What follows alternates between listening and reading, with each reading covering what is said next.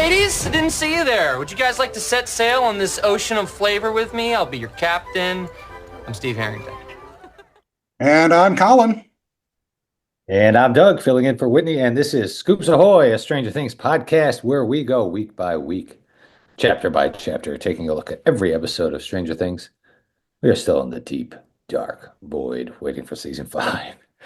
And we're doing another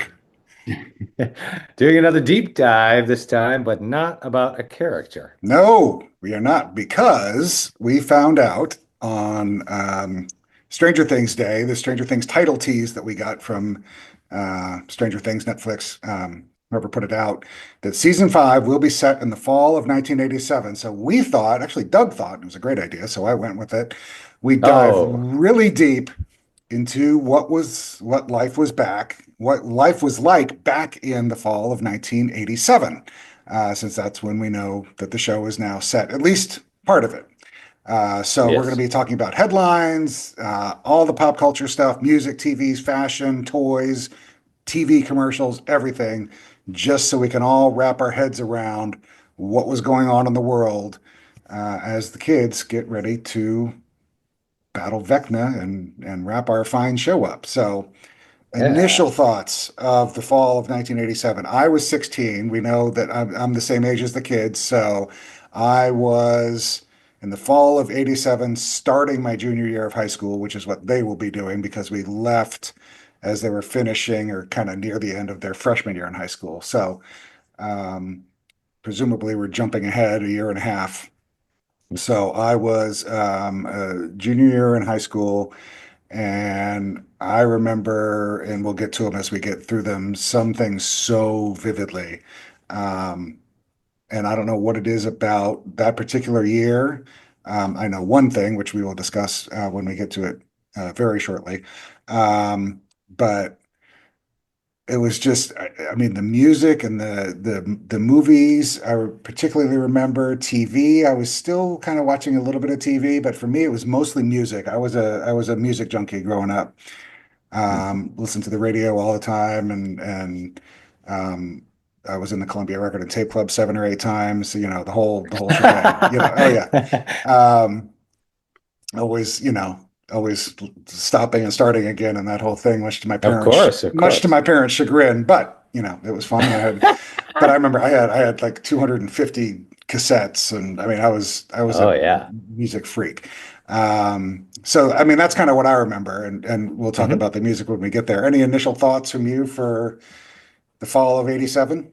Oh, I have tons of fun thoughts. I was 4, which I was 4 going on 5. So I was in pre-K. I was at 14 Holy Helpers Catholic preschool. It was a lovely place. I remember my teacher's name still. Her name was Mrs. Gail Hooley.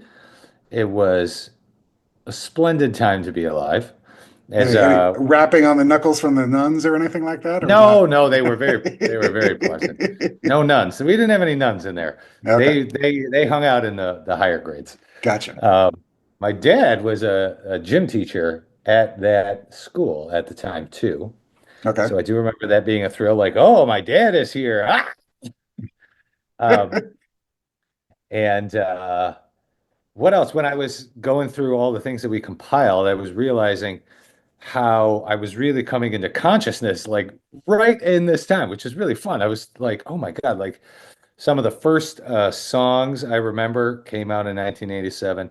Some of the first movies I really remember exploding came out then. These are the first times I was cognizant. I think last time we were talking about it, I was saying like this is the first time I remember it being a year, 1987, like understanding the calendar, things like that. I remember I was obsessed with You Can Call Me Al, which came out the year prior. From Paul Simon, the Graceland album, which is still one of my favorite albums. Oh, top 5 album ever. Yep. Oh, without a doubt. Front to back. Yep. Holy moly. Yep. I do remember this was the first time I remember I had a favorite song. And it was, this is a deep pull, but it was When Smokey Sings by ABC. Oh, I remember that. Yeah. It's a really, I went back and listened to it. It's a terrible song. Red smoking six, yeah. Oh, I it's just remember it, yeah. so cheerful. And I remember, we'll get into the movies, but the movies had a huge impact. I do remember that. And then I was spending a lot of time watching He-Man and Thundercats. Yep. Oh, Um, oh yeah, yeah. As we get into the toys, I had a lot of fond memories. But beyond that, beyond me just being a 4 going on 5-year-old, learning about fire safety from the firemen in class and things like that. stop, drop, and roll. 87 is a fun year. I was thinking about it just sort of in the context of the show ending, because at least when I think back, and maybe it is biased by my own experience as well, but I feel like 87 was a real shift in the 80s. So I feel like it's a cool time for them to end because in this, starting in late 87 and getting into 88, 89, it's really got an early 90s vibe. That cluster of years from like Mhm. 87 to 91, late 91 is more akin than, what we sort of think about when we think of the 80s in general. So I think I was kind of digging on that being I felt like it was an appropriate end. That's all. Yeah, I know what you mean because I remember. I mean, Whitney and I we used to have a discussion about what was the best year in music, and I'll die on the hill of 1984 being the best music year ever. Yeah. All the things that came out in 1984, when Doves Cry and Synchronicity came out the year before, but it was really popular. Yeah. Yeah. It was really popular in 84, and Madonna was huge, and Van Halen's 1984 again came out in 83, but was really popular in 84. So that there was so much good music in 1984. And a lot of it, up until that point, so 82, 83 was really 81, 82, 83 was still really a lot of the Euro synth kind of, synth pop stuff. And then it got kind of into we got kind of the hair metal thing going on. And then the unadulterated bubblegum pop that wasn't the synth pop, but it was more like the Debbie Gibson kind of stuff. Sure. Came out in 86, 87, and White Snake and Rat and Yeah. Poison, that kind of Mm-hmm. stuff. And then we got into grunge, once 90, 91 hit. Yes. That kind I of would thing. agree with you on 84 for sure, except I might have to pick 92 given my generation. Sure. Yeah. Yeah. 87's good though. It's a sleeper. It was, yeah, it was, I was looking back at, we'll get to it in about 3 seconds here, but Mhm. yeah, we're going to have some fun with this. There's going to be very little Stranger Things talk. This is a complete pop culture dive straight into the year 1987. And as I mentioned, and we'll have fun, especially with this little bit, I really kind of went off the deep end over the weekend, Oh, go for compiling it. all this stuff and these sound clips and stuff. So I hope you enjoy this. We're going to start with music. And for me, music in the 80s started and ended with this. So let's get going.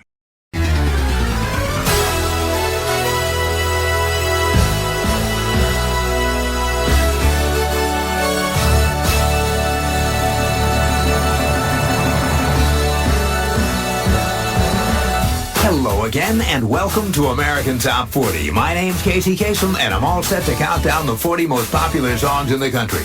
We follow the official Billboard magazine rankings, which are based on radio airplay and record sales. Quickly now, checking last week's chart. So we will keep that going throughout the whole show. We're gonna count down the top 10 songs along with Casey from October 10th of 1987. So we don't know exactly Awesome. when in the fall Stranger Things is going to be set. But I figured October 10th was as good a time as any, kind of right in the middle of fall. So we're going to do that. If you guys want to hear the entire show of Casey's American Top 40, we'll put a link in the socials, and it's a whole 3-hour long show, which was my Sunday. I would, get home from church or whatever I was doing on a Sunday, and I would literally park in front of the radio for about 3 hours. And whether I was doing homework or, art projects or hanging out with my friends or whatever, it was all Casey, pretty much all the time. And so we'll kind of keep that going, and we'll go ahead and start with number 10 from the week of October 10th, 1987. In Hollywood, this is Casey Kasem on American Top 40. We're counting down the biggest hits in the USA on our way to the #1 song in the nation. Number 10. This song hit #1 on the soul chart, now breaking the top 10 here on the pop chart. At number 10 with their first top 40 hit, here's the three-man band Levert with Casanova.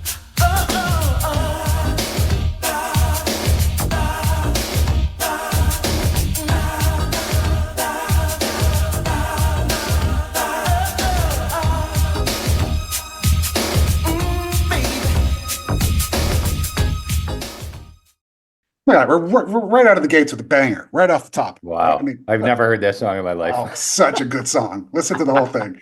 Actually, I should add these to the to our Stranger Things playlist on Spotify. Now There you go. So I'll do that.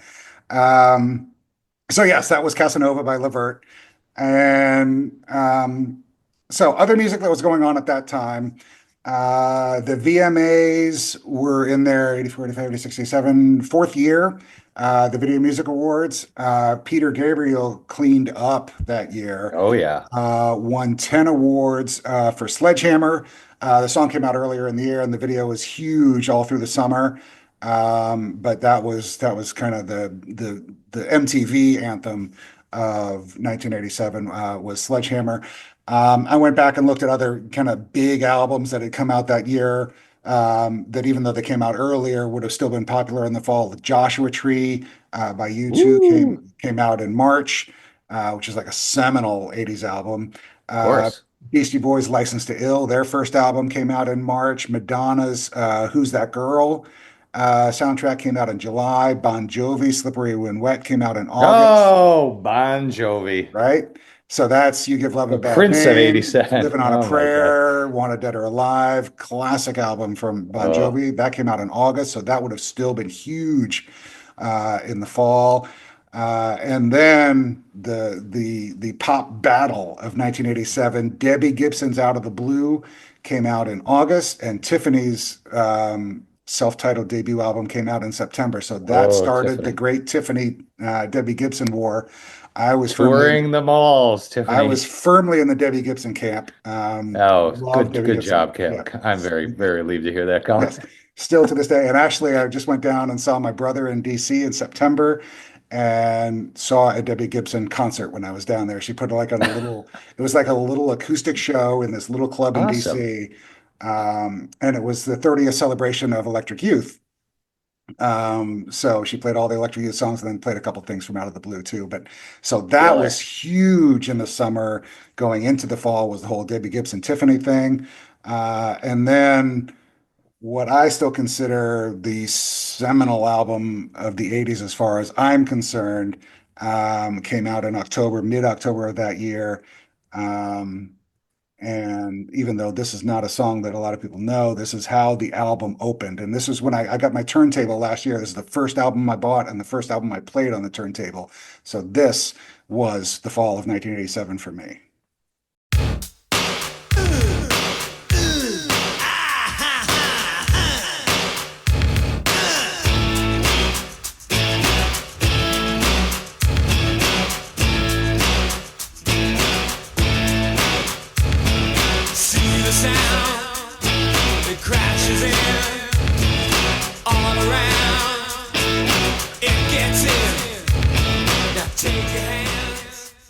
Yeah, a song that a lot of people probably don't know because it never was released as a single, but Guns in the Sky by INXS, Off Kick. I know it. Came out in 1987 in October, mid-October. Absolutely huge, absolutely fantastic. Talking about a front-to-back album. Just a fantastic album. And that was, I mean, there are two things that I think about in the fall of 1987. That is one, and then another is a movie that we'll talk about when we get down to the movies. So, oh yeah, Kick is through the roof. Oh, You know, so good. as someone who, I had to rediscover it. It's very interesting, our difference in age, right? Like, we're entering like 87 to like 91, Right. right? Like all these, it's a very specific time. Like it's got a very unique sound. Yep. And when punk broke and Nirvana entered my life in late 91, 92, and we all went bananas, the kids that were my age, right? These these bands from the last 3 or 4 years were instantly the most uncool things you Right. could possibly show interest in, right? Like Yeah. I didn't know much about this stuff. All I knew was that do not admit that you listen to INXS, Oh yeah. No, which absolutely. is terrible. I mean, not to mention like frickin' Tiffany and Debbie Oh, Gibson, yeah, and yeah, yeah. or even worse, I think, was the whole Def Leppard, Whitesnake, Yeah. Poison, Yeah.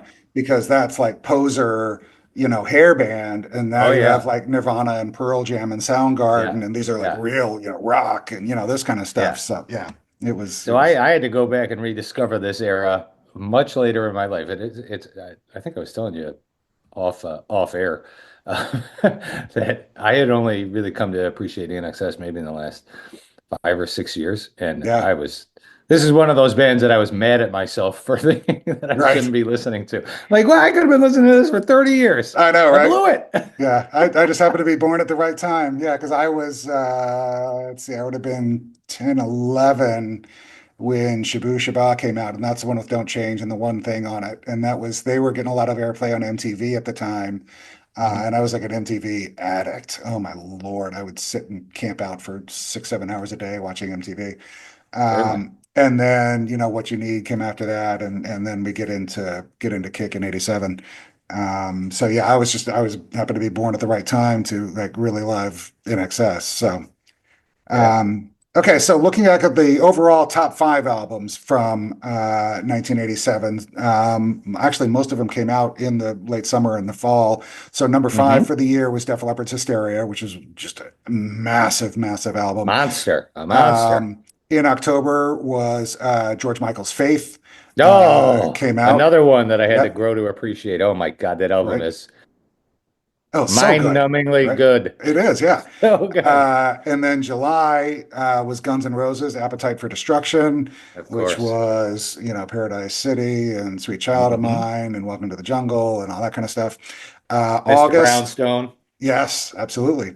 August was the Dirty Dancing soundtrack, which was Oh, massive at the time. I wasn't a huge fan, but massive. I mean, there's a lot of it was the oldies, oh yeah, oldie yeah, kind of yeah. songs. But then there was, Hungry Eyes and She's Like the Yeah. Wind and I've Had the Time of My Life and blah blah blah. That And was a then fun little obviously, mix-up mashup they had going there with yeah, it them was all good. I the mean, it was, yeah, a lot of Four Season songs and stuff. And I wasn't again the hugest fan, but yeah.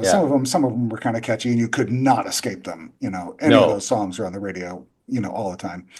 Yeah. And then the number one album for the entire year was Michael Jackson's Bad, doom, doom, doom, doom, doom, Doom, doom. which came out in August. So that would have also been huge in the fall. So I imagine at least a couple of those album songs, something in there will show up in Stranger Things because they were all just so huge. I mean, you think Oh yeah. about the music they were listening to in 84, 80, 85 and 86, when the earlier seasons took Hmm. place. There were some bigger albums, Purple Rain was big and, that kind of stuff. But I mean, some of these albums are like top 10 selling all time albums. Hmm. Think of Hysteria and the Dirty Dancing soundtrack and Bad and, stuff like that. So Hmm. it'll be interesting to see, if any of that any of that music, kind of makes it into the show. And I imagine it will, Oh yeah. I think there's a one way or good another. chance that you're gonna get in excess in there, Colin. I I would think love to. I would love to, that's the yeah. smart pick, I Right? feel. Need You Tonight Without a or doubt. Devil Oh Inside or New yeah. Sensation or something. Yeah, absolutely. Uh-huh. So, Uh-huh. oh, we gotta check back in with Casey. At number 9 is a man who wrote his album The Lonesome Jubilee to the sounds of a washing machine. He's John Cougar Mellencamp, and in his house in Bloomington, Indiana, he has a little laundry room. John's wife, Vicky, said he'd grab a stool, pull it into the laundry room along with a typewriter, and amid the piles of clothes, the detergent, the fabric softener, he'd create. Now here's a sample of what he came up with. He's cleaning up with a song called Paper and Fire at number 9. She had a dream, boy was a good one. So she chased after her dream with much desire. That's one of those songs that kind of got lost in the shuffle a little bit, I think. I mean, it was kind of big at the time, but all of the other Yeah. songs that, he put out before and after, that's kind of one of his his sleeper hits. But It's a good one. That's a toe tapper for sure. yeah, it is. I'm up and down on Mellencamp. Sometimes I'm like, yeah, this is a banger. And then other times I'm like, oh God, just send this to a Ford commercial. Right. I do love Jack and Diane is still probably one of my top 20 songs. I love Jack and Diane, but I was never a fan of Hurt So Good, which was like his first big hit. Oh yeah, that one sucks. But yeah, what was the other song that Crumbling Down? I'm big on, was good. sure. Yep. I'm big on Pink Houses. Pink Houses is very good. Yeah. I love kind of like the I used small to- town, Yeah, backwoods, red dirt Yeah. road kind of songs. That's Yeah, absolutely. that's right. It tugs at the heartstrings. Right. Oh, before we wrap up music, I got to put yes. in one little note, right? So this is my public service announcement to the rest of the world who, by chance, might be listening to our podcast. But 1987 is also the year that the greatest American rock band in the history of rock and roll formed. I bet you're not going to be able to guess it, Collin, but they're from DC, and the name of the band is Fugazi. Oh, And my brother lives on what's his face's street, Ian's street. Really? He sees Ian all the time walking up Amazing. and down his street. Yeah, because we were just talking about it when he was there. We went to a record store and he bought Fugazi's album. Yeah. Because he knows Ian. And Awesome. which is really cool. And Well, knows I got it. I'm knows glad his I son. snuck And, that in. yeah. So that's really funny that you mentioned that. But yeah, I don't know how it came up in conversation. Maybe he saw him in concert or when we were at the Debbie Gibson concert or something. He was talking about it. But yeah, Ian lives 50 feet from my brother's house in DC, and they see each other all the Amazing. time. Yeah, it was really cool. So Wow. yeah, Wow. Fugazi, I'm speechless. right? Awesome. Pull that right in my ass for you, right? That's killer. Yeah, I was going to see if there's any other. I mean, we'll hear from Casey throughout the rest of the show, but any other things on the Absolutely. music front before we move on to anything else? No, Everything else? That was the big one. Fugazi starts in 1987. Okay, so let's get into kind of the world at the time, and we'll talk about headlines and what was going on.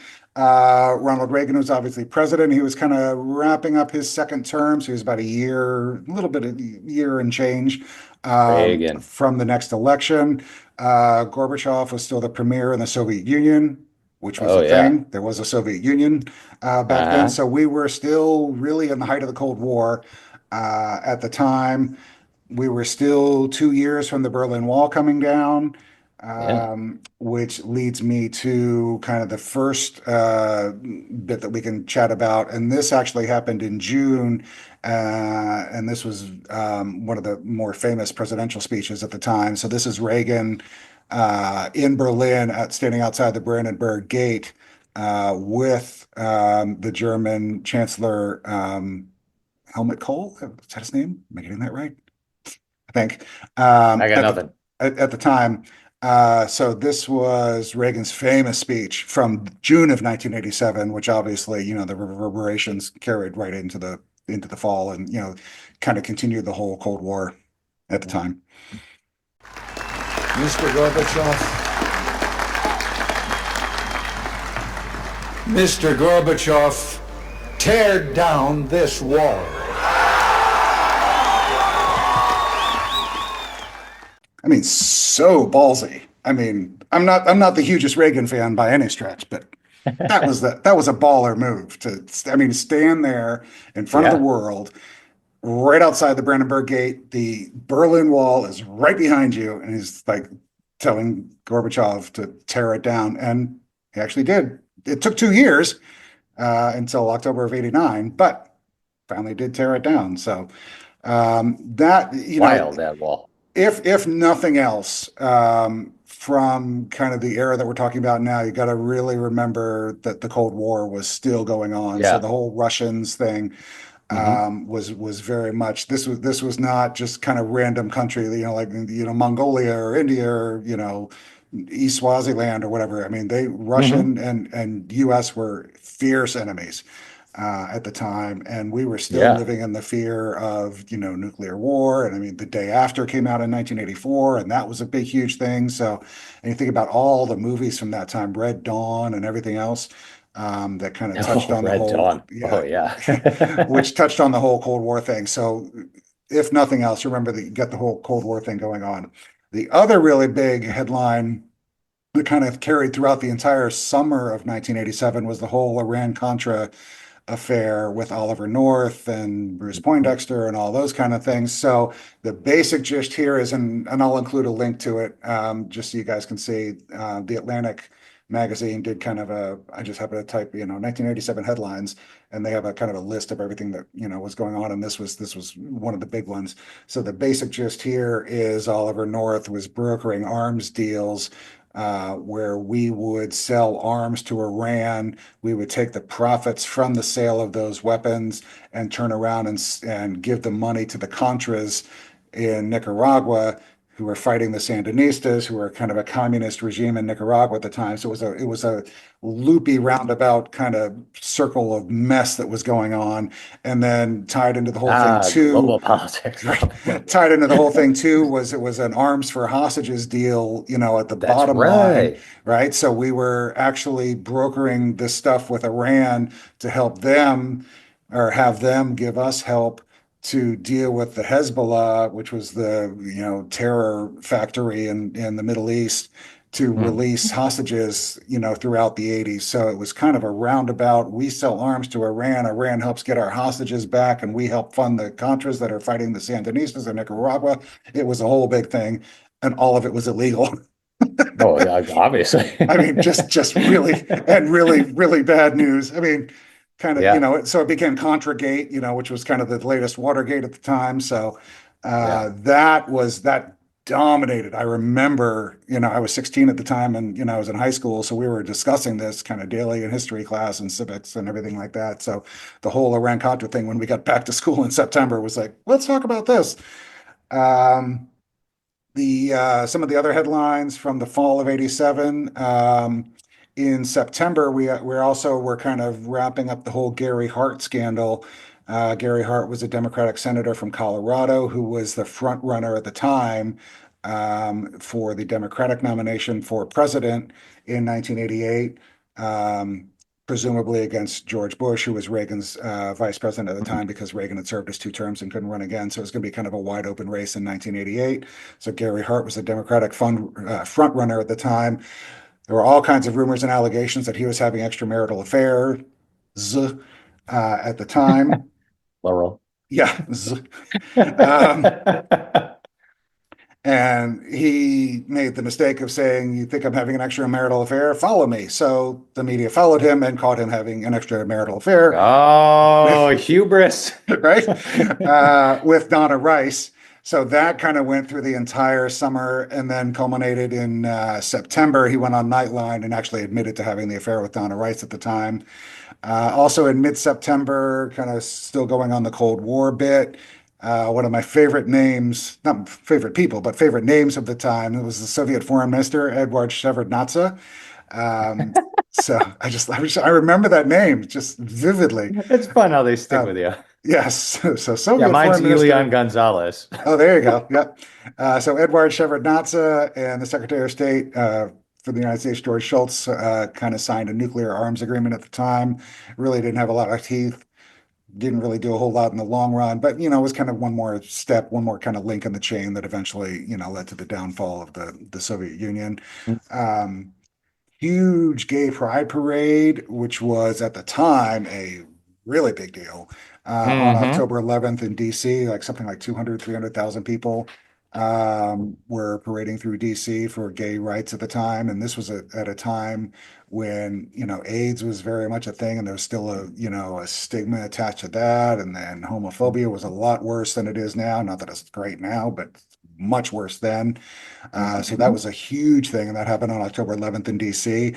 And then I'll let you talk about what happened on October 14th, because this was so funny, because you're like, I think this happened somewhere around there too, and I went and looked it up, and like, Oh, sure what enough, a pull. October 14th. So you can talk all about this October one.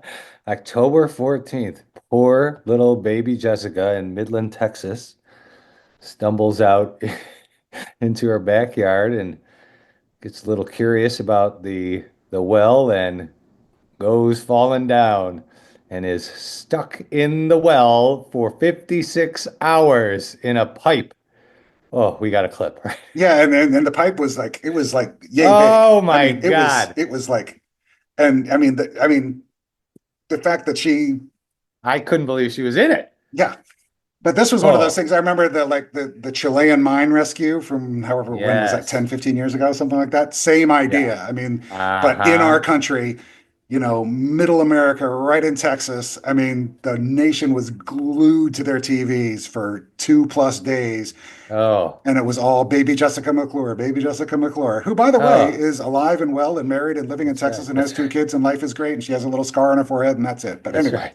so Yeah. yeah, here's some of the kind of the news coverage from when they got baby Jessica finally out of the well.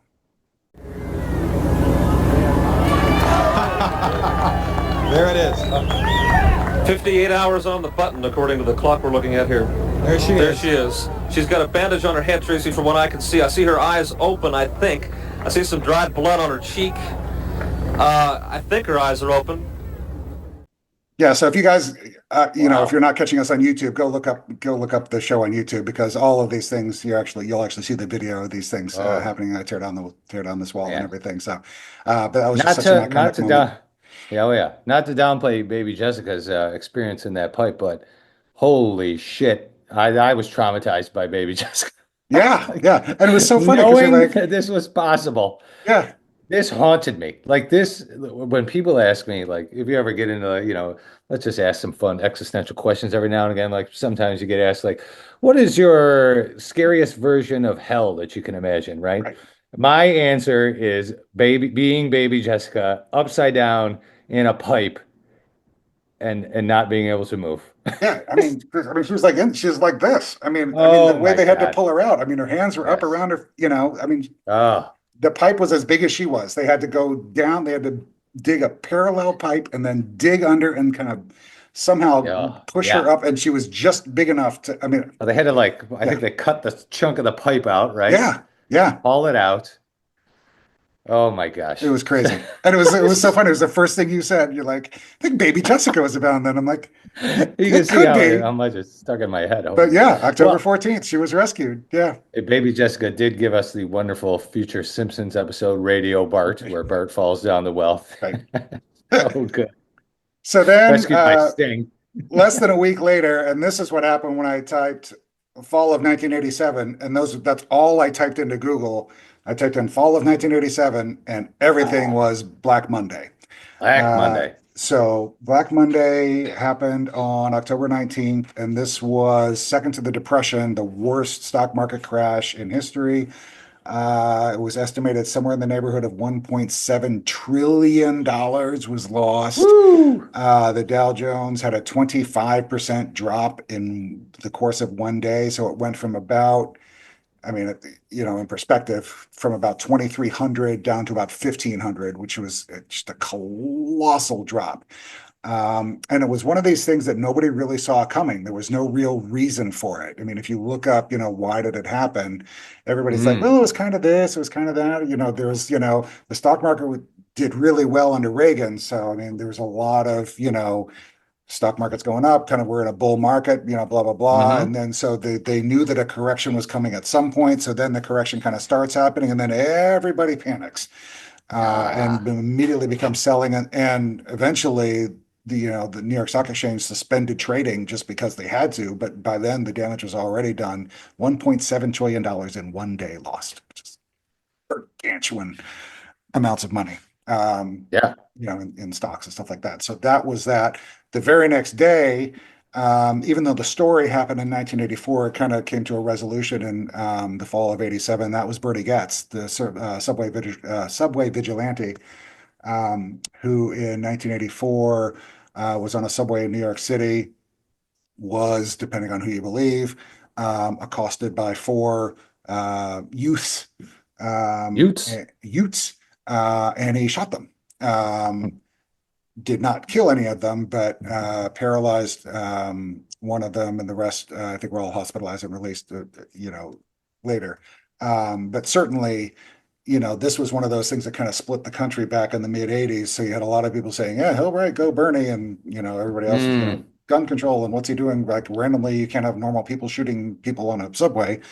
Yeah. Leave it to the cops and that kind of thing. So, but in October On the 20th, he was finally sentenced after the trial got underway. The trial lasted about a year plus, I think, or something like that. It was long. And he actually got sentenced to 6 months. The jury acquitted him of everything pretty much except for having an unlicensed weapon. So all the attempted murder charges and everything else were all thrown out. It was just he got 6 months for having an unlicensed firearm. So Wild. that happened. And then the only real other headline, which had more of an impact kind of later on. And this was the Senate confirmation or not confirmation of Robert Bork to the Supreme Court. This was, I think it was Reagan's second attempt to fill the vacant seat on the court. At the time, he'd already put in Sandra Day O'Connor in his first term. So he had an open seat that he had to fill. The first person got voted out, and then Bork came up and was a very divisive choice, and really started the process or the trend now of like absolutely grilling Supreme Court nominations. So the Democrats really went after him hard. He was a very fundamentalist constitutionalist, believed in like if it's not explicitly written in the Constitution, it is not a law. So it has to be spelled out there. So he was not big on gender rights. He was not big on gay rights. He was not big on, it was, if it's not in the Constitution, it doesn't exist pretty much. So the Democrats went nutballs, trying to get him out. So his nomination process started on the 21st, and 2 days later he was out. Wow. Yeah, it was, but that, that was one of those, it actually became a term to bork someone, to bork, so if you borked, if you got borked or you borked, that was kind of the start of, they're going to bork Clarence Thomas, or they're going to bork, Kavanaugh, or, whoever. So, right. Now it's just standard operating procedure, isn't it? Right. Yeah. But it had to start somewhere. That's where it started. I do remember the Clarence Thomas one. Yeah. Mostly because of that hilarious Saturday Night Live sketch. Right. Holy moly. Yeah. And that still lingers. We're still talking about him, today. Yeah. So those are kind of the headlines. That's kind of just kind of wrap your head around, what was going on in the world at the time, or in the United States specifically. We'll get to some world stuff later in the emails. But that was sure. kind A lot of the that was kind of what was going on. But yeah, Cold War more than anything. So that's definitely kind going to sneak its way in, I would guess. The one takeaway. Yeah. Yeah, if we don't see you tear down this wall in season 5, I'd be shocked. Or some mention of right. something, the Cold War, Yeah. So fun. Okay, All right, so go ahead. Let me rattle off some books. You've been doing a lot of talking, Collin. I have been. I talk a lot. See, I'm getting all excited. You talk to me. I can talk about the 80s forever. Hey, I'll let you go.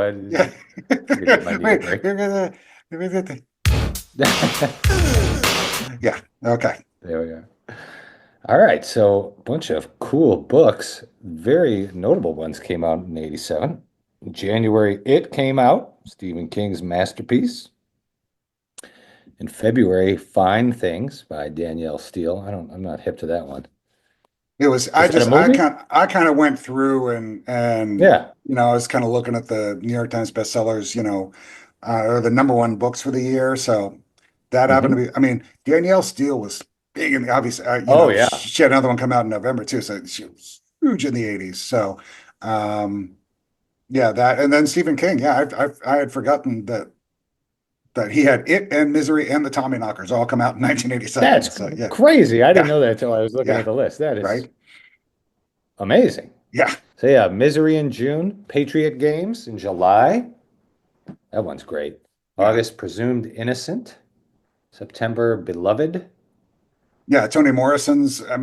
I would have never, if you had said, what year did these books come out? Misery, Presumed Innocent, Beloved, and the Tommyknockers. I'm like, I wouldn't have never even guessed that they were in the same year. But yeah. Yeah, right. Bonfire of the Vanities in October. Who's that? Tom Wolfe. Tom Wolfe. Okay. Yeah, that was a really bad movie with Bruce Willis and Tom Hanks, and Yeah. Kaleidoscope, again from Danielle Steele, and Tommyknockers in November. I read the Tommyknockers. That's Yeah. the most recent one that I did read. I remember I read that fairly young because we used to watch the movie, the Jimmy Smits movie. Oh, right. Yep. So it's so bad, but when we were 11 years old, we thought it was kind of scary. Have you read it? You must have read. You've Yeah, read yeah, it. yeah, yeah. Yeah. Okay. Yeah. Oh, yeah, yes. Yeah. I have, yes. Yeah. It is. The book is, I couldn't get into the movies because the book is way better. Yeah, it Always. really is. Yeah. Right. Yeah. But- Whitney and I actually we happened to be at a conference together in 2017 when the first It came out, and we actually went and saw it together. And I remember liking it well enough, and then Mhm. we got to the second one and we're like, yeah, no, we're done. Yeah, Yeah. it just wasn't very good. So Yeah. okay, so getting back to Casey Kasem, I can't play the number 8 song, but you all know it. I tried running these all through YouTube to see if I would get zapped for him, and I got zapped for this one. So We got been zapped. yeah, in the number 8 position was "Bad" by Michael Jackson. We already mentioned doom doom doom doom doom doom doom doom doom. So it would have been Who's funny. I bad? would have seen if I could do Fat Weird Al Yankovic songs. So play that There you instead. go. But I didn't think of to try it. But so so the number 8 song in October of '87 was "Bad" by Michael Jackson, and the countdown continues. American Top 40. We're coming to you from Hollywood. Number 7. From the top 10 album Bad Animals, here's the 2-woman, 3-man band Heart, attacking our countdown with the follow-up to their number 1 song, Alone. Now they're asking, who will you run to? You're not sure what you want to do with your life, but you sure don't want me in it. Yeah, you sure the life you're living with me can't go on one single minute. I love them. I've always Oh, yeah. liked Heart. 80s Yeah. Heart is Yeah. great. Yeah. These Way dreams better of than the earlier Alone stuff. and These yeah. dreams, oh my God, what a banger. Doom, doom, ksh. I love these Oh, dreams. Yeah. yes. Okay, so now we're through number 7. So let's talk some movies. Movie time. I know you wanted to get into these, so go ahead and kick off the movies conversation for the kind of the summer and then into the fall of 1987. Sure. Well, we got ye old sequel, the poster child for why you don't make sequels. Beverly Hills Cop 2 by actually not to forget Beverly Hills Cop 3. Yes. Holy It was moly. better than 3. 2 was better than 3. That's correct. I said that. I was like, wait a second, I forgot about 3. Yeah. In June, we had The Untouchables. Oh, such a good fun movie. one. Yeah, real good. Yeah. The Lost Boys in late July. Everyone's favorite, of Yep. course. August, we had Who's That Girl? Can't Buy Me Love, and of course, Oh, see, this is I should mention "Can't Buy Me Love" because I actually sure. I just rewatched it a couple weeks ago. This was Uh-huh. one of my. This is not the indelible memory, but one of the indelible memories. My family and I were on a vacation down in the Outer Banks, and it must have been so August, that week in August, or toward the end of that weekend. Maybe it was that weekend in August. So Debbie Gibson's "Out of the Blue" came out on the 11th. So the Tuesday before "Can't Buy Me Love" came out on that Friday. So I mean, that's a pretty decent week in pop culture to have "Out of the Blue" come out followed by "Can't not Buy Me so Love." bad. So I remember going to the theater in I think it was in Kill Devil Hills, somewhere Kill Devil Hills or INXS, one of them. And seeing "Can't Buy Me Love" with my parents and my younger brother that night. And I remember earlier in the day, or earlier maybe the day before, going to the record store kind of right up the road from the movie theater and buying the cassette of "Out of the Blue." So I had "Out of the Blue," Fun. and then I went and saw "Can't Buy Me Love" right immediately after that. So that was a pretty good week, and kind of as summer was winding down in 1987. So yeah. Yeah, these are cool little. I like these little vignettes you're telling me because it reminds me of how wonderful the monoculture was, that we totally lost any sense of that, right? Where Yeah. like everyone's being fed through the same lens, and you sort of, Right. oh, I miss those days. Yeah, right. There's good and bad about either way, but Yeah. it used to be fun to walk into school and you knew that everybody saw the same thing. Yep. or was listening to the same thing, had the same That's right. buttons on their backpack, or had the same T-shirt. That's Yeah, right. absolutely. All right, so the next week in August, August 21st, here comes Dirty Dancing. It was just a typical summer vacation. That was the summer of 1963, when everybody called me baby, and it didn't occur to me to mind. And then Baby Who's that? met Johnny, They're the dance people. and it became a worldwide phenomenon. What's she doing here? I carried a watermelon. Experience the innocence, Carried a watermelon? the dance, Come on, ladies! God wouldn't have given you maracas if he didn't want you to shake them! the romance. Yeah, so Dirty Dancing came out in August and was still, it never made it to #1 in the box office, but Unbelievable. it persevered well into October as a top 5 movie. So, I mean, this movie had legs and made so much money.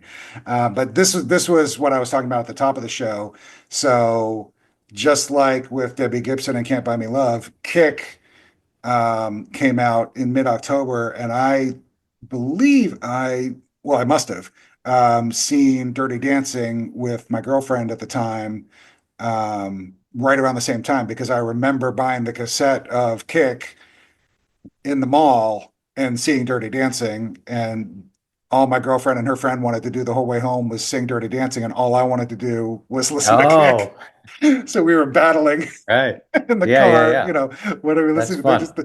They didn't even have the soundtrack. They just wanted to sing the songs out loud. I'm like, no, shut up. I actually have the actual music of Kick, so we're going to play Bought this that. tape. I want to hear it. Right? Oh, that's great. So yeah, that was the memory I was talking about. It was kind of like the indelible weekend of kind of Kick and Dirty Dancing. I mean, these two huge zeitgeist things, Awesome. kind of colliding in mid-October of '87. So yeah. So Yeah, other Dirty movies that Dancing. came out. Fatal Attraction came out in September, mid-September. So did you want to say something on Dirty Dancing? Oh, I was just making note. The Dirty Dancing, after it came out, just was omnipresent in my life for the next at least 4 years. I had my mom and my aunt run a dance studio, so I grew up in a dance studio culture all my life. And I had my aunt, my cousins, her children were 4 girls who all danced, and 3 of them were just a little bit older than me, between 2 and 5 years older. They were my 3 older girl cousins, and this was always on. They were always playing this soundtrack, and I came to just totally dig it too. I was totally a closet Dirty Dancing fan, but I would never tell my friends. But it was funny watching it as a little kid. I don't remember when it, sunk in. Maybe when I was much older, like in college, I probably watched it for the first time after I watched it 100 times when I was 6 years old. And I was like, whoa, I don't remember the subject matter in this very clearly from being 4 years old. A lot of stuff went way over my head. Yeah, I remember it coming out. I have not seen it.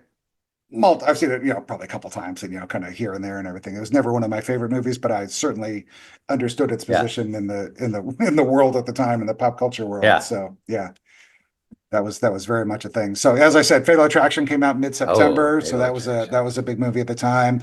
The Pickup Artist with Molly Ringwald and Robert Downey Jr. came out the same weekend as Fatal Attraction, and then at the end of September, and I would be shocked if this doesn't get somehow mentioned in Stranger Things. It's gotta. This came out September 25th. Grandfather's here. Can't you tell me I'm sick? He'll pinch my cheek. I hate that. Maybe he won't. Hey, how was this sickie? Huh? I brought you a special present. What is it? It was the book my father used to read to me when I was sick, and I used to read it to your father. And today, I'm going to read it to you. It was a time when life didn't seem so complicated. Marriage is what brings us together today. What? What? I'm killing myself once we reach the honeymoon suite. Wouldn't that be nice? A courtly age. Yeah, would that be nice? Yes. Oh my, what a movie. Marriage is what brings us together today. Yeah, such a. I mean, I can't believe that Stranger Things wouldn't mention it or have it on a sign or something in the background. As huge a movie, and especially for kids of that age, I could completely see, you know, Lucas wanting to take Max on a date to it if, presumably Max is alive and well. Sure. Or Mike wanting to take Elle or, whatever. It's got to come up somewhere in there. And then the last big movie of the year was Less Than Zero, came out the beginning of November. So depending on, when they set the show, somewhere in there. So that's Collin, kind of. did you see The Princess Bride at the theater?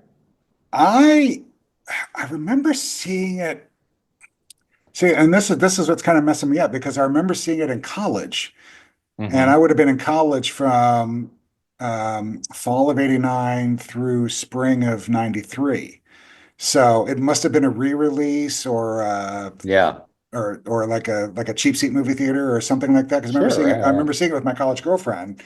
A bunch of us went to a theater in Columbus and went and saw it. And but yeah, the timing doesn't work. But I know know that I went and saw it there. So I don't know. It must have been kind of a second run theater house or a special showing or something like that. But yeah, I always thought that it was like a box office flop, and it took like home video rental, and then it really became. Yeah, I remember seeing it on home video classic. before I saw it in the theater. I remember sitting down in the theater and going, "Ooh, this will be neat on the big screen."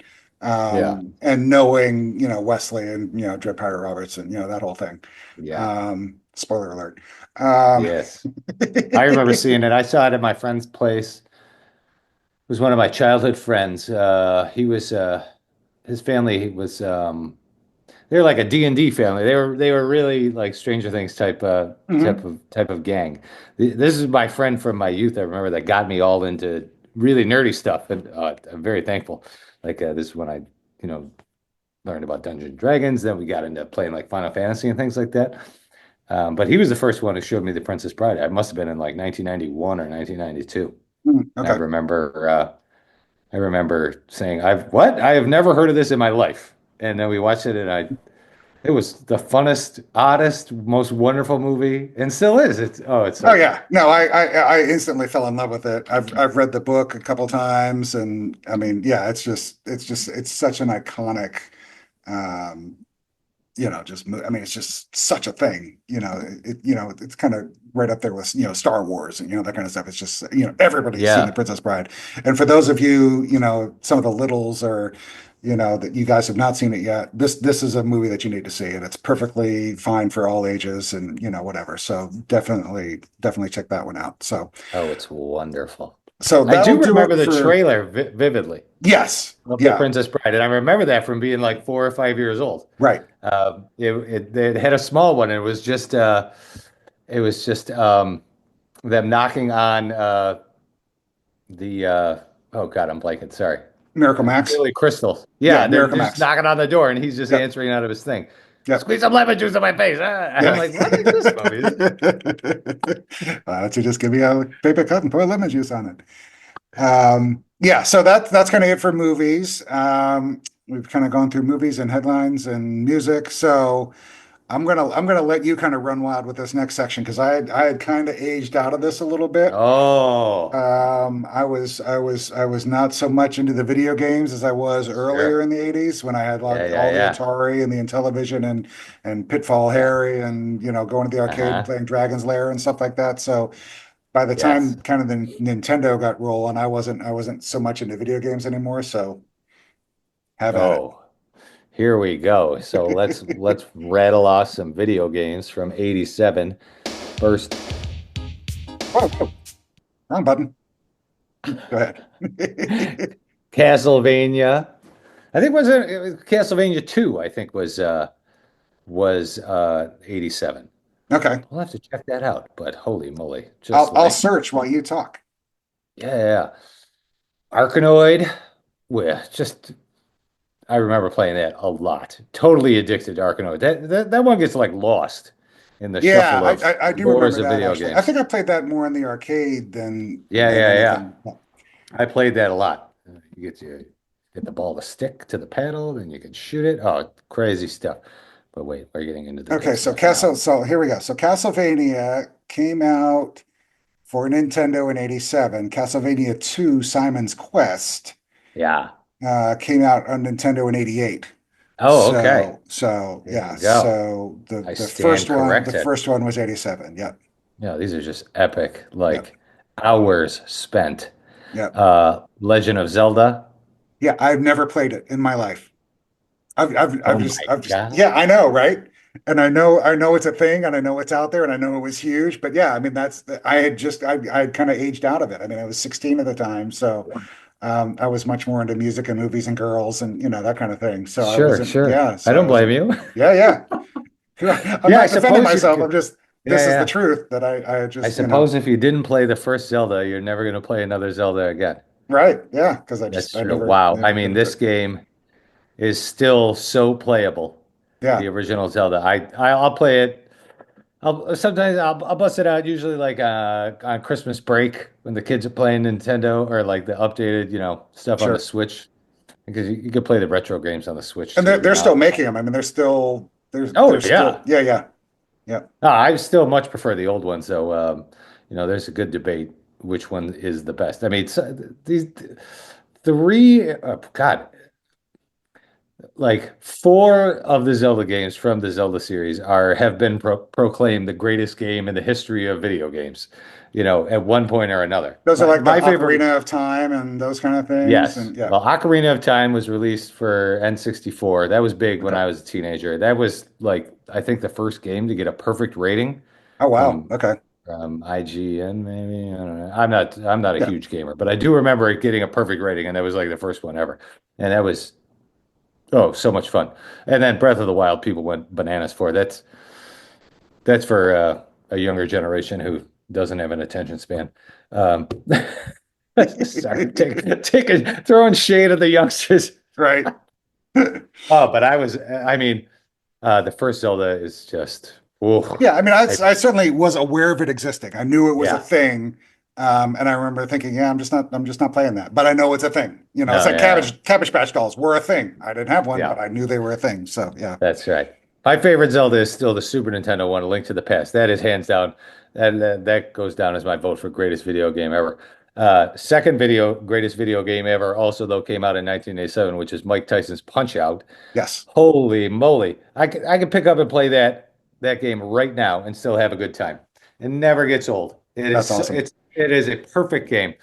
We man, I feel like the progression of my youth corresponded with me being able to pass certain levels on Mike Tyson's Punch Out. Right. Like you could take down Glass Joe, everyone could beat Glass Joe. Then Von Kaiser comes next. He's pretty easy if you got the slightest bit of coordination. But holy moly, there must have been a good 2 years where we couldn't even beat the third level, which is Piston Honda. Then you feel like you're so accomplished, and you get a couple more stages, a couple of Nexus Don Flamenco and King Hippo. Then you come into the Great Tiger, and holy moly, it was another 3 years before I could beat the Great Tiger. That's awesome. Then I hit puberty, and I finally got to the end. That's so Wow. great. What a lasting game. Yeah. Other game from 87, which is just legendary, and almost everybody my age had it, which was Goonies 2, Okay. which was always such a weird thing that nobody could figure out where's Goonies 1? So Goonies 1, the video game, was only a arcade game. Okay. Goonies 2 was released on Nintendo. Obviously, this was in the wake of us learning about Goonies as we got a little older. Goonies 2 is a very challenging game. Very challenging. I never even came close to beating it. There was a lore around the playground too of kids who quote unquote beat it, and I was like, get the hell out of here. You didn't beat no Goonies 2. It's Yeah, I mean, impossible. this is a good example. As much as a Goonies nutball as I am, I never even knew Yeah. there was a Goonies 2 video game. So yeah, It's weird. It's loosely associated with the movie. I mean, there's not much to it as far as it adhering to any sort of plot to the movie. yeah, There's like a mermaid involved, and I don't know, you're in all these crazy cases. sure, why not? Oh, it's extremely challenging though. I remember, and it wasn't a game that you could save either. That was the fun part of this area of video games. Like there wasn't much gaming where you're going to be saving progress, and it was like you could get real close, and then you're just starting way all the way from Right. game over. So arcade wise, which is kind of where if I was playing video games, I was much more in the arcade. I don't think I even owned a Super Nintendo. I had an N64, but I think I Yeah, kind of skipped right over the NES. So yeah, Outrun came out in the fall of '86, but that was still huge through all of '87. uh-huh. And then other big arcade games from that year were Contra, Double Dragon, which was just a massive game Oh yeah. through pretty much the end of the decade. Hmm. And Double Dragon, then Street Fighter, and then Blades of Steel. So those were kind of the big arcade games at the Ooh, time. So Blades of Steel. yeah, What? Oh gosh, yeah. yes. It'll be interesting to see it actually. I don't know, if they're going to have the kids. I mean, I can see like an arcade still being a thing. I don't know if Yeah, they would be too old because I mean, I was too old. I don't know if I was kind of, typical at the time, but to be yeah. playing like a Nintendo, or if they might, if Dustin might have a Nintendo at the time, if anybody would, he would. So it'd be interesting to American Nintendo. see, if yeah, um, so yeah, they make one themselves. To see, kind of how that, that ties in. So, toys wise, I was kind of Oh, aware of wait, one more toys. video Oh game. yeah, one. Okay. I just have to note because it's the first game of an epic series. Also came out in '87, which is the first Mega Man. Not a lot of people Oh have played yes. the first Mega Man. Most people my age started with Mega Man 2 and 3, which are much better, but the first Mega Man came out in '87, and it was very, very difficult too.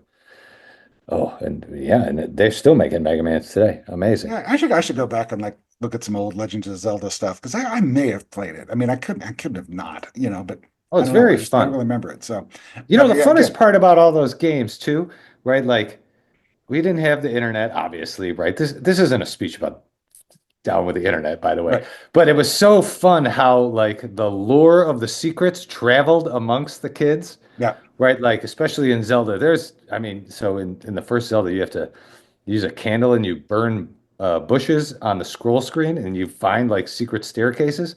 And holy moly, right? Like I could still plug that game back in and I remember exactly which bush to burn to get to, and I'm like, how do these things stick with me? that's awesome, Holy right? moly.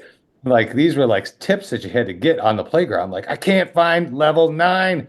Where is it? Oh, you gotta bomb this rock and da da da da da, right? Right. Funny, funny But I conversations remember, there. I remember Yeah. GoldenEye when GoldenEye came out for the Oh, sure. N64. I mean, that Yes. was that, and I had gotten back into video games at that point. Yeah. So I remember playing that, and um, I was just playing it again like 4 or 5 months ago. I don't remember how it.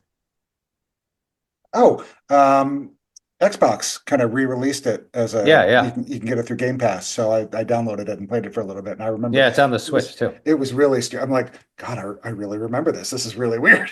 Oh yeah. I haven't played it in 20 years, but I still remember Oh it. yeah. So yeah, We played hours and hours of GoldenEye in my neighborhood. yeah, yeah. Hours. Oh Oh, yeah, ooh, it was good. Yeah. yeah. Ding, ding, ding, ding, ding, ding, ding, ding, ding, Oh ding, yeah. ding. Yeah. So you found, let's get into toys. You actually found an Oh old yeah. Toys R Us catalog, which was really fun. We'll put a link to that in our social so you guys can see that. Take a look at the kind of the popular toys at the time. So obviously Super Nintendo, or the NES system was big at the time with the games that came out with that. Transformers were still big. Teddy Ruxpin was still big. It actually came out Oh in yeah. 85, but it was still big in 87. Barbie has never gone away. Barbie was still hot. There were a lot of Barbies at the time. Still Hot Wheels and that kind of stuff. But I did notice that a lot of the things, especially in that catalog that you found, a Hmm. lot of them were electronics related. So Oh Walkmans yeah. and boom boxes or mini boom boxes, like little tape decks. I love how I'm like Yeah. motioning like it would be on my shoulder. Yeah, yeah, of Um, course. Don't forget the greatest grand prize in the history of kids video games, the Casio keyboard. Right. Yeah, and keyboards, and then like kind of the microphones that you could, kind of like the Mr. Microphone that you could kind of play through Yeah. your Yeah, through your yeah. radio. That's So right. yeah, I think there was a little bit of a shift going on towards more kind of Oh yeah. electronicsy kind of stuff. Yes. Where it wasn't so much toys, it was kind of gear and technology kind of things, which was Yeah, kind of cool too. that was the beginning of all that. I remember I found this and I was looking through it and I'm like, well, this was definitely like most of my Christmas 1987. I remember getting walkie-talkie headsets. Okay. That was huge. We were like thrilled to use walkie-talkies, and these were like ones that you basically wore like this. Yep. And you had a little, oh my God, whew. And That's awesome. I think somewhere in here is like laser tag as well. That came out around the same time. Like those first ones, like it Yep. was that helmet set that was in Yeah, I remember big, laser tag. Yep. right? Yep, Yep. yep. Those were It cool. was like the specific ones that had like that helmet. Yeah, the helmet, and then you had the Yeah. vest and the gun and the whole thing. Yeah. Yeah. Oh, wow. Super good stuff. And then obviously action figures were still big at the time. I mentioned, not that Barbie's an action figure, but kind of the doll and action figure. So G.I. Joe was still big, Transformers, that Yeah. kind of stuff. So those were a lot of the big toys of the game, big toys at the time. So yeah, I encourage you guys to look up the link of that catalog that Doug found. It's really kind of fun to go back and That was super fun. and take a look. Toys R Us too, of course. Right? Want to Yes. be a Toys R Us kid. My So- mom was going through my He-Man the other day, actually. Oh, really? Telling me how much they're worth. Right. Like I was looking up because oh my God, so I was not a well-to-do kid and I never got anything, but on Christmas my mom spoiled the hell out of us. We got a lot of toys at Christmas. And I think it was 87 that I got Eternia, which is He-Man. Yeah, yeah. This is like a thritiered set, right? Oh, yeah. My mom's looking it up. She's like, you know how much Eternia is up in my attic right now? It's like going for like $12,000 on Oh my eBay. God. It was like I remember I had the Death Star, the Star Wars. Oh yeah, It yeah, was yeah. like that three-tier kind of, it was like a chunk of the Yeah. Death Star where it had the Uh-huh. compactor at the bottom and the chasm at the top, and Yeah. it's sitting in a landfill somewhere in Virginia, or Oh, it's wow. deteriorated 30 years ago in a landfill in Virginia. But I mean, if I Yeah. had kept a third of the Star Wars toys and memorabilia and stuff that I had, I would be living in a Malibu mansion right now. Yeah, that's crazy. So getting back to Casey Kasem, unfortunately, the number 6 and number 5 songs also got zapped by YouTube, so we Oh, can't play no. those. Yeah, I know, right? So the number 6, coming in at number 6, the latest hit from Whitney Houston, "Didn't We Almost Have It All," which was just Oh. such a great power ballad from her. That was her That is a second nice album. song, Her yeah. second album. This is what Wow. we're talking about now. Yeah. And then number 5, which is actually one of my favorite songs by Prince, was "You Got the Look," with him and Sheena Easton. So those Nice. were the number 6 and number 5 songs, according to Casey. The countdown will roll on later, so stay tuned for that. Let's talk about fashion really quick, because that will, I'm assuming, play very heavily in Stranger Things in the upcoming season. And this Yeah. was kind of fun whenever. And I can't believe I haven't mentioned it yet, but I'll include a link to this. When Whitney and I first met back in the late 2000s, like 2009, 2010, we kind of bonded over our shared love of the 80s. She was born in 80, I was born in 71. So, but she had an older brother who kind of, helped her along with 80s. Oh yeah. 80s-ness. Uh-huh. So Whitney and I actually did a blog about 1980s stuff, 'cause it's called Best of the 80s. So Oh, cool. I'll include a link to that so you guys can see that. And it is a wormhole. And once you get into it, you're just going to keep going and keep going. But I remember we talked about movies and TV, and we talked about fashion, and a lot of the stuff on fashion that we looked up and we're talking about. The way that I found out about it, or the way that I remembered it, was going back and watching old episodes of American Bandstand.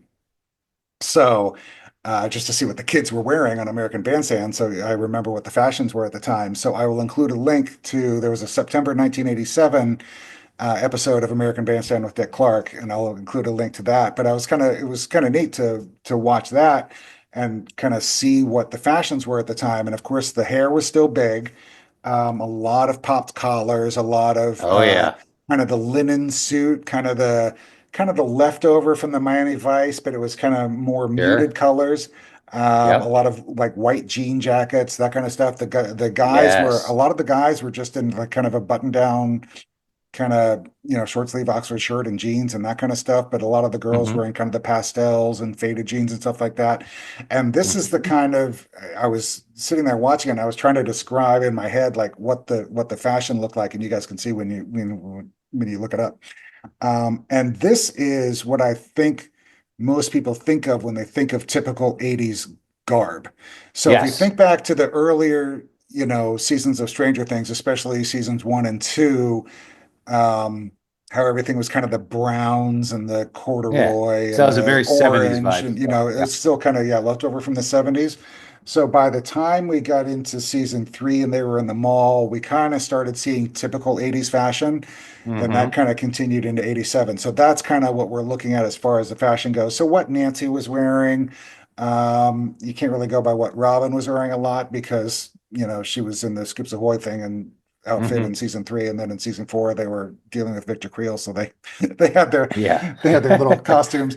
My little I'll bring my little Funko Pops down so that these outfits, right? So this is Robin and Nancy, right? So you didn't really get a good sense for the fashion as far as like in season 4 goes, but I think you'll probably see quite a bit of it in season 5. So it'll be interesting to see what the costume folks, Amy Paris and those guys, come up with.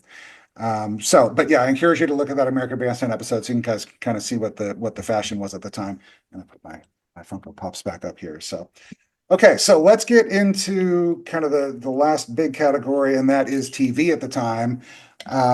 So it just happened to work out that the Emmys were held on September 20th. In 1987, and the winner for Best Drama at the Emmys was this one.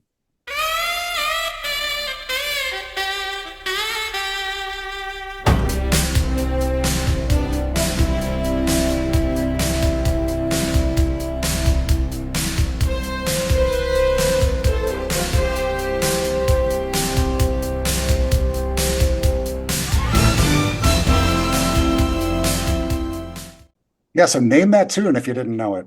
Playing along at home. It's one of those, little theme. It's such a great theme, and it's a show. And I'm gonna let people think about it for a little bit if they don't know what the show is yet. But it was a show that I was very much aware of. I didn't watch it religiously because a lot of what I watched was kind of dictated by what my parents watched because it was we had the TV and whatever they were watching, I was watching. Right. And I don't remember them really watching it very much either, but I do remember seeing certain episodes every once in a while, and I remember really, really liking it. And it did win the Emmy for Best Drama that year. So, starring Corbin Burnson and Susan Day and Harry Hamlin. So that is, of course, L.A. Law, which was, a very well-regarded TV show at the time. The Best Comedy winner is much more obvious. So, this was the winner for Best Comedy at the Emmys that year.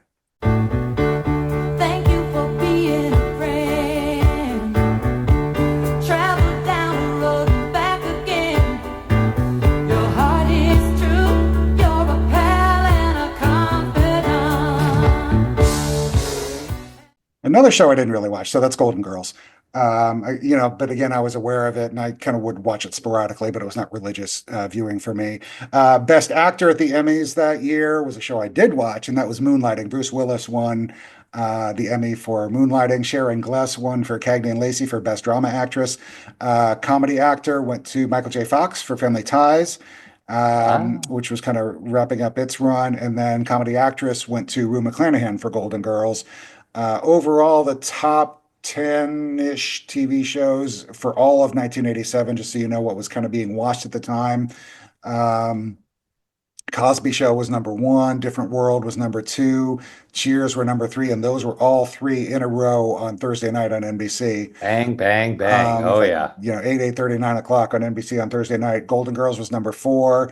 I have to mention this one just because this was one of my favorite TV theme songs from shows in the 80s. So this was the number 5 show of 1987. Show me that smile. Show me that smile. Don't waste another minute on you crying. We're nowhere near the end.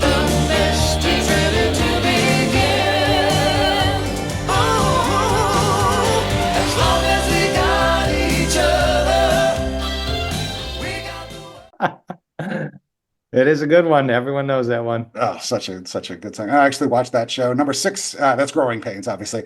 Number 6 was Who's the Boss. Number 7 was Night Court. Number 8, 60 Minutes, which is always there. Number 9 was Murder, She Wrote. 10 was Elf. Other big shows at the time, we mentioned Moonlighting, LA Law. Matlock was big. Family Ties was still big. Newhart was kind of wrapping up its run. And then a lot of shows that actually debuted in the fall of 1987. Quirky little show called Full House had its first episode in the fall of 87. The Wonder Years, Wow. My Two Dads, 30 something, and Star My Trek The Two Next Generation. Dads. Yeah, Star Trek The Next Generation all debuted in the fall Wow. of 1987. But kids those days obviously were watching Saturday morning cartoons. So a lot of kind of the standard cartoons at the time, the Muppet Babies were still around, Fraggle Rock was still around.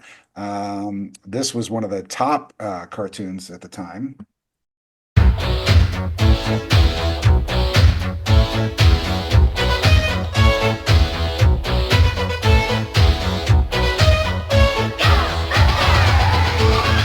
Something strange in the neighborhood. Who you gonna call? Yeah, so followed very closely by this one.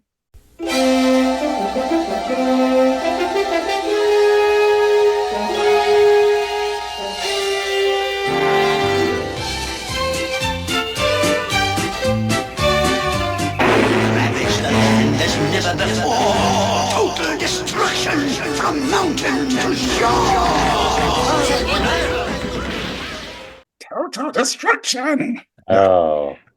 So yeah, the Smurfs, I mentioned Muppet Babies, Adventures of the Gummy Bears. Those were all kind of your Saturday morning cartoons at the time, which I don't imagine will play too heavily in Stranger Things, except for maybe Holly if she's That's right. if she's watching cartoons. Good finger on the pulse of pop culture, and I found this really interesting, was Saturday Night Live guests throughout kind of October and Oh. November of 87. So this, just to put it in perspective, the cast at the time was Dana Carvey, Phil Hartman, Victoria Jackson, John Lovitz, Dennis Miller, and Kevin Nealon. So October 17th, the musical guest was Sting. Dream of the Blue Turtles had just come out. Oh, sorry. No, Nothing Like the Sun had just come out. His second album had just come out like a week before. So Sting was on. Steve Martin was the host. Sean Penn was the host the following week with LL Cool J. Dabney Coleman was the host for Love Halloween Dabney Coleman. with the Cars. And then Robert Mitchum was the host in mid-November with Simply Red, and Candace Bergen was the host right around Thanksgiving with Cher. So your hosts Wow. for Saturday Night Live and in 1987 were Steve Martin, Sean Penn, Dabney Coleman, Robert Mitchum, and Candace Bergen. And you think like today, where Charlie XCX is the host and musical guest, she's like what, 20? 3, Yeah, 4, yeah. something. So Dabney Coleman, Robert Mitchum, Candace Bergen, they must have been in their 40s or maybe 50s at the time. It's just kind of weird, the dynamic. That's cool. So that was Saturday Night Live. And then the last thing I looked up television wise, and we'll finally get into some emails an hour plus into the show here. Well. I looked up some kind of the commercials and actually found a YouTube clip, and we'll post a link to this too. And it's like a half an hour of just 1987 commercials. So one of the, some of the ones that I just happened to pick out for products that were kind of popular at the time. So Chevrolet, it's obviously always been around, but this was their whole Heartbeat of America bit. Cherry 7-Up had just kind of launched. And I meant to actually pull a sound clip of that, and I forgot to. But I'll look that up in a second. Hamburger Helper was still around, Ritz Bits, and then this handy dandy little cereal, which was very popular at the time, and I love this commercial. It's a crisp you can't miss. You can't miss. It's crispy. Sweet and raisin. Honey Touch Flakes that stay crisp and delicious from the first bite to the last. Yeah, so crispy wheats and raisins. I don't even think it's still around, but here's Cherry 7-Up. Isn't it cool and pink? Isn't it cool to think how right you feel so very clean and real with Cherry 7-Up? Isn't it a I mean, that could almost be a pop song, couldn't it? I mean, it's I just mean, it sounds right? exactly like the police. Right? Or like Every breath you right. take. But Yeah. I loved the Cherry 7 Up ads, and it was really funny because in 1988 they released one with a very young Matt LeBlanc. Oh, Yeah, yes. which was kind of a fun one to see. So, That used to be a fun thing. All the actors used to like appear in commercials back in the day. oh yeah, absolutely. Like Jason Alexander did the Yeah. McDLT commercial. I remember that was Uh-huh. famously that. Uh-huh. So, so that pretty much wraps up our discussion of Hmm. of the world of 1987. But I hear Casey calling again. So let's get back to him. Now, here's the biggest rumor circulating in our survey. At number 4, Bananarama. And I heard a rumor.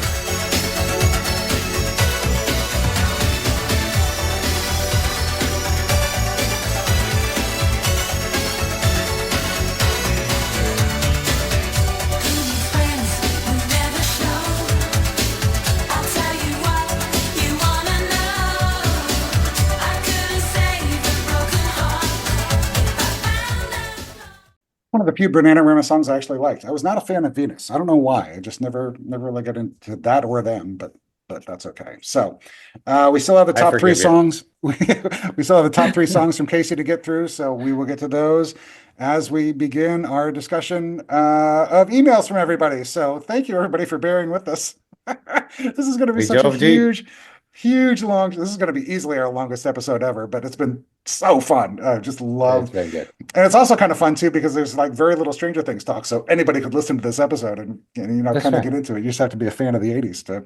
That's right. So let's get into some emails. All right, I got our first email here. It's from Julia. She says, "Hi guys, I was super excited to hear that the next podcast is going to be all about 1987. I have a lot of fond memories of that year. I was 6 years old and loving life at primary school, bouncing around the playground on a pogo ball and playing My Little Pony games with my friends. After school, I'd be watching classic cartoons like DuckTales and Danger Mouse. Not sure if you'll be familiar with that. Stateside, I am. I watched Danger Yeah. Mouse. That was a good show. Super cool. Yeah. In August, I got a brand new thing to play with, a baby sister who I absolutely loved. The biggest news I remember of that year was the storm in October. And we got Yeah, a this link. was a huge. This was what I was talking about when we were talking about the headlines. This was a big, huge thing through all of Great Britain. Massive, kind of like a bomb cyclone, huge storm happened. So I'll include a link to some news reports about that too. Just a massive thing. I think of more than a dozen people were killed, like gazillion dollars worth of damage. It was like this massive, weird, freaky storm that kind of blew right through the United Kingdom at the time. So that's kind of what Julia's Wild. talking about there. Yeah. All right, it caused chaos across the country. We lived out in the countryside and there were fallen trees all around. Luckily, our house wasn't damaged, unlike many others, but we were without power for about a week or so. School was closed too. It was exciting, but quite cold. As I'm writing this, we are in the midst of another storm, in fact, which is causing lots of trouble for my people. Eee. 'Tis the season, I suppose. Yeah. Yeah, I mean, I live in Buffalo. I got a million storm stories. All right. Music-wise, it would depend on which of my parents' cars I was in as to what I'd be listening to. Mom was loving the Pet Shop Boys, Wham, and Madonna. Oh, and this is where I like this little note here. Dad had Fleetwood Mac's Tango in the Night album on loop. It's a good that album. is so good. It's really good. So good. I think it would be awesome if some Fleetwood Mac would make it into season 5. Yes, I agree wholeheartedly. Give me Yeah, that Sweet was the Little album Lies. with Little Lies was on that, and Everywhere was Yes, also on there, yes. and I obviously love Tango that in the song. Night. Yeah, those are all good songs. For Christmas that year, my birthday, which also falls in December, I'm pretty sure I would have asked for a Teddy Ruxpin, a Cabbage Patch doll, and some Pound Puppies. I remember Pound Puppies. I had a couple Pound Puppies. They were big. I'm looking forward to hearing other people's thoughts on what, for me, was an excellent year, and I'm really excited to see the Stranger Things world set in that time. Keep up the good work, Scoopers, Julia. Thank you, Julia. I appreciate you emailing in. The next email is from our old pal Harry up in Seattle. He says, "Hi, guys. Hope you're getting ready for a stress-free holiday season. In personal news, I tried to watch Stranger Things again, but I couldn't. I think I've watched it too often, and now I need to let it rest for a long while. I should probably I'm in stop rest mode right now too. Yeah, I am too, actually. I should probably stop going to the show's Reddit page. I won't, but I probably should. In 87, I was in my senior year of college at Temple University in Philly. It was an okay school, but I was a terrible student, and more than 35 years later, it's difficult to remember when this or that happened during my time there. For instance, was 87 the year that the girls all started saying cool beans? Was it the year that we all went around without laces in our Nikes? Honestly, I don't even remember what classes I took in my final year. Pop culture wise, I don't remember it as an especially meaningful year for me in terms of music. The most popular music that year was a big miss for me, although when you had your song suggestion episode, I mentioned Sign Your Name by Terence Trent D'Arby, as he was known at the time. That might be an appropriate romantic song for season 5. Also, Elle has demonstrated that she can levitate herself when she's overdoing her powers. So maybe the Duffers will want to put Levitate Me into season 5. Most people think of the Pixies as a 90s band, but their first album came out in 87. Not that I heard of them at the time. Yeah. Not that I heard about them at the time. I would become a fan until I moved to Seattle several years later. 1987 was also the heyday of what TV folks called dramedies, basically single camera sitcoms with sadness and complexity to them. The best of these was Frank's Place, which I remember, which I loved and which naturally never got a second season. Days and Nights of Molly Dodd, that was a good one with Blair Brown, was also charming as hell. And then there was stuff like Hooperman, which mostly didn't work. The production companies for those shows filled them with music, but never nailed down the rights to them. So now all their shows are only available in unofficial formats. Too bad, because Frank's Place was ahead of its time. Still, anything with extra sadness mixed in is my jam. Movie-wise, it wasn't my year. The Living Daylights was the first Bond film that I ever liked, but while it was released in the summer, I don't think I saw it until it turned up on cable months later, probably in 88. That's where I also saw the underrated 3 O'Clock High. But my favorite movie of the year was the noodle western Tampopo, which came out in 85 in its home country of Japan, but which didn't premiere in the U.S. until 2 years later. I have a strong memory of seeing it in the little theater at the Student Union. I loved it then and now. In fact, a couple of years back, I made my son sit down and watch it with me. He was saying, "Dad, I think you already showed this to me." And I just said, "Shh, it's starting." One thing I do remember about that year was that it seemed to me that the anti-D&D crusades were winding down. Patricia Pulling wasn't getting as much airtime anymore, and the authors of the Catechism of the New Age, a response to Dungeons and Dragons, were being ridiculed for complaining that RPGs allowed too much freedom, a gateway to critical thinking, which they thought was a bad thing. Sorry, it sort of sucks that someone who was an actual adult at the time has little to say of interest. The truth is that I was just trying to get out of my mediocre school with a degree, and I wasn't doing a lot of what you'd call living.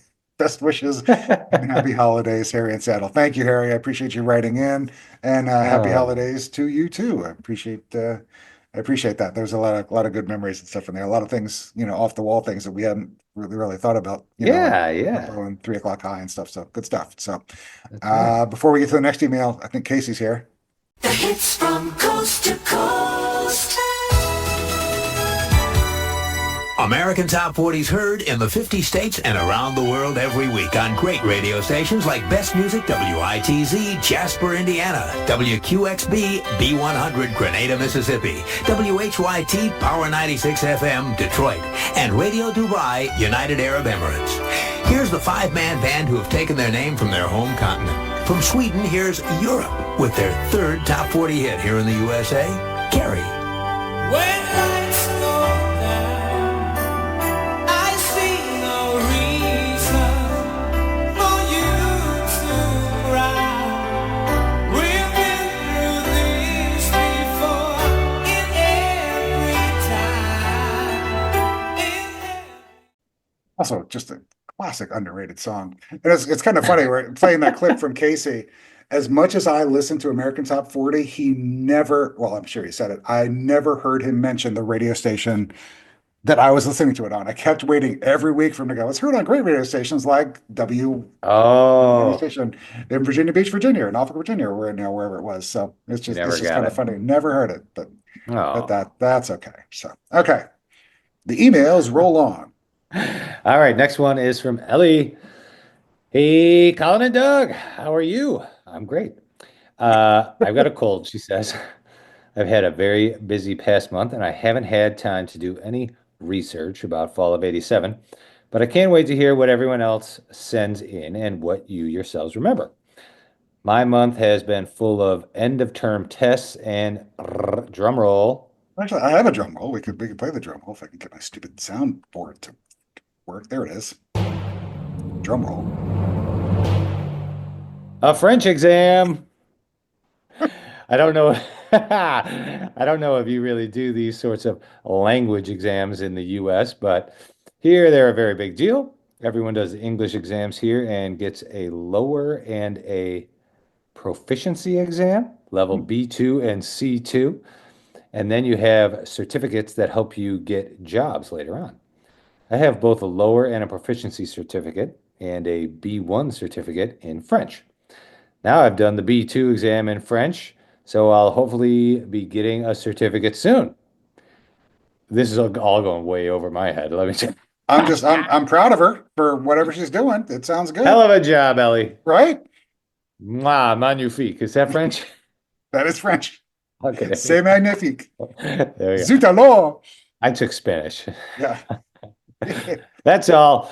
Let the remembering, learning about fall of 87 begin. That's if this is read first. If not, let it continue. Bye, Ellie. Yes, we will let it continue. So thank you, Ellie, for writing it. I appreciate it. Always glad to, hear from you guys. So next email is from Amy. Hey, Scoopers, long before the Hallmark Channel started showing Christmas movies, there was an abundance of Hallmark retail stores. It was the go-to place for desk calendars and paper planners. I pulled out mine from 1987 and regretfully, the colored ink from the thin point felt markers had faded. This is quite a bucket of ice in the face to me today, December 6th, which is my 50th birthday. Note to the younger Scoopers, have multiple backup copies of your memories. Amy, happy birthday. Happy Happy birthday. 50th birthday. And I'm gonna play your jam for you while we're talking here. So we're gonna keep Casanova going in the background. She said she's a big fan of Casanova, so awesome. We'll kind of keep that going. You can hear it okay? It's coming through? Okay. I was ending middle school in 1987. After studying at the same school for 5 years, I was more than ready to move on to a new crop of friends in high school. That wasn't going to happen until I passed the U.S. Constitution test. Scared of scoring poorly, I spent hours studying and making flashcards. Do I remember anything from that test? Nay. Can I recite all of the dialogue of Dirty Dancing? Yes, I can. Bill becomes a law when they lifted in the lake by a dance teacher or something like that. My most pressing concern, and it brings you a watermelon. Right? Why am I carrying a watermelon? The most pressing concern, though, was to make it to the public school's pom-pom team. Back in the 80s, high school youth teams did not have the impressive dance skills. You just had to have rhythm and enjoy dancing. Since I moved to town, I was dying to be a Tigerette. During the summer, the high school held a dance clinic to help us decide whether we had the chops to audition in the fall. Clinic looked promising, but then when my parents ended up sending me to private school, my dreams were shattered. In the 80s, private school cheer squads reused wool sweaters and skirts year after year. I didn't get to wear the saddle shoes that the Tigerettes wore, but for the record, I thrived in private school. I feel safe around enforced rules. The late 80s. The late 80s were a boom time for babysitters. I babysat for 3 families in the summer and made a shameful amount of money. Our little town had a few blocks of restaurants, a movie theater, and retail shops. On Saturday afternoon, I was either at track practice, crying over a daunting school assignment, or downtown with a friend. We'd buy lipstick at Walgreens or the latest Sweet Valley High paperback book at Pages, the bookstore. Can't wait to hear what the Duffers come up with for 1987 moments in time. Be well, my dudes. Amy G. Amy, thanks so much. And again, happy birthday. A little avert for you. How much I really love you. Gonna sing it to you time and time again. Oh, Casanova. Oh, Casanova.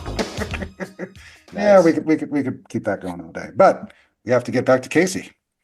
Here we go. American Top 40. Now we're up to the 2 top songs, but before we get to them, let's check out the tops of Billboard's other charts. Number 1 on the country chart is The Way We Make a Broken Heart by Roseanne Cash. Number 1 on the album chart, that's right, Bad by Michael Jackson. And number 1 on the soul chart is You're Putting a Rush on Me by Stephanie Mills. Last week, the song that was number 1 on the soul chart is the one that we're about to hear. Moving up a notch this week on the pop chart to number 2, here's Lisa and Cult Jam with Lost in Emotion. Hit the beat now.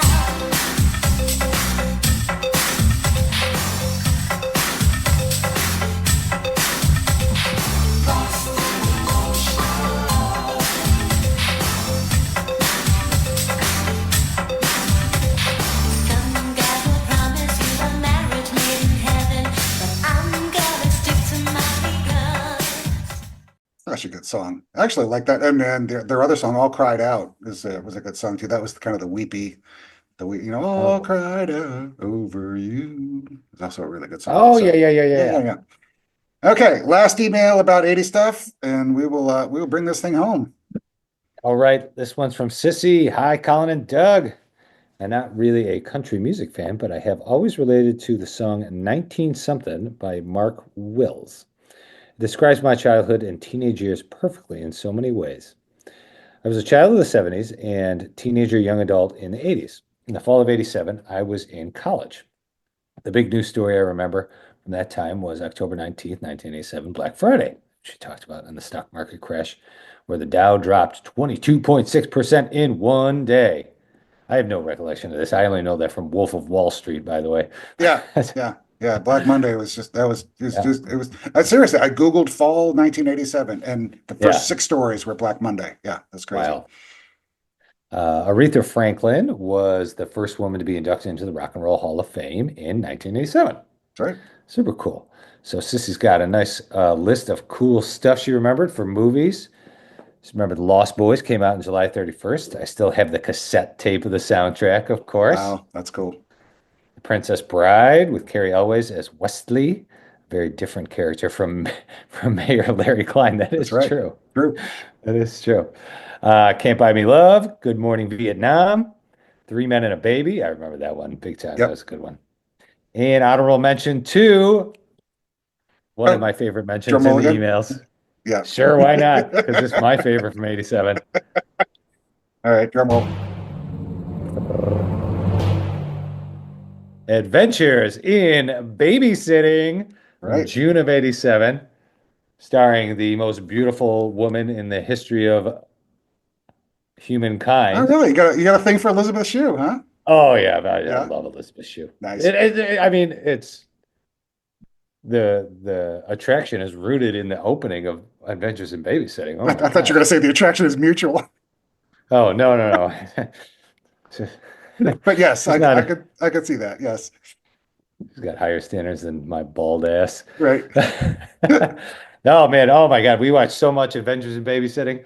There's a riot of a movie. So much fun. Yeah, it is really fun. A couple good curse words in it, too, that we were allowed to get away with. Oh, on the subway. Good stuff. There's a Playboy magazine in it, too. Right. Oh, my gosh. It was risque for a PG movie, man. And we have Overboard, released in December. That's a good one, too. Yeah, it's good. With Goldie and what's his name? What's her husband's name? I'm blanking. Kurt Russell. Yep. Kurt. Yep. There we go. Yep. All right. And Sissy recalls The Clothes, a lot of acid wash jeans, Esprit. Esprit. Is that how it is? This is the first time someone ever corrected me. Esprit. Yep. Oh my God. Oh yeah. It's been 41 years. 40 years of calling it a spirit. Yes, it is Esprit. Yep. That's pretty good. That's her absolute favorite clothing brand at the time. Man, I didn't know I was going to have another wheelbarrow movement or moment in my life, but here it came with there you go. Esprit. Wonderful. And Swatch watches? What are Swatch watches? What are those ones? No, they are they were really big, kind of 83, 84, 85. They're Swiss watches, but they're the colorful ones. You wore 2 at a time. Oh, okay. They had like all kind of the weird, kind of cool. I still actually have 2 or 3 here. Just, kind of cool patterns and designs and stuff with like pink bands and orange bands and stuff. So yeah, they're plastic, but they're really cool. Nice. Yeah. They're still around today. Yep. I thought it was like a snap bracelet. Oh, snap bracelets? Yeah. No. Yeah. All right, TV shows. She mentions the Golden Girls, Cheers, Who's the Boss, A Different World as well. All the good stuff. Yep. I remember everyone planning their class schedule around their favorite soap operas. And there were so many to choose from in 87. ABC, All My Children, One Life to Live, and General Hospital. NBC, Days of Our Lives, Another World, and Santa Barbara. Ooh, these are deep cuts. I don't know some of these. CBS, The Young and the Restless, The Bold and the Beautiful, which premiered in March 87. Oh, my, look at that. Yeah. As the World Turns, and The Guiding Light. Yeah. Are any of these still going today? I don't know. I don't know forever. There might be a couple, but yeah, certainly not that many. Yeah. All right. I think Days of Our Lives is still around. I'm pretty sure. Of course. Yeah. And Sissy rattles off some of her favorite music from 87, the Bangles, Bon Jovi, Tiffany, Whitesnake, Beastie Boys, Debbie Gibson, Whitney Houston, George Michael, Prince, Survivor, Cyndi Lauper, Madonna, Richard Marx, Chicago, Janet Jackson, and Michael Jackson were all the popular artists, along with so many more. The list could go on and on. And even though it came out that summer, who can forget Rick Astley's first hit, Never Gonna Give You Up? Yeah, I almost pulled the sound clip for that, but I decided not to. Everybody's going to just think they're getting rickrolled, so it's okay. I did it for you. All right. Thanks for a fun trip down memory lane. Sissy B, P.S. Doug, I just finished reading A Wrinkle in Time. Excellent. I don't know if it foreshadows anything from season 5, but I definitely saw some parallels to the earlier seasons of Stranger Things, especially season 2. Oh, yeah, for certain. Yeah, absolutely. So, all right, let's we got one more kind of non-related email kind of following up from the last episode, but let's wrap things up with Casey. This is American Top 40. I'm Casey Kasem.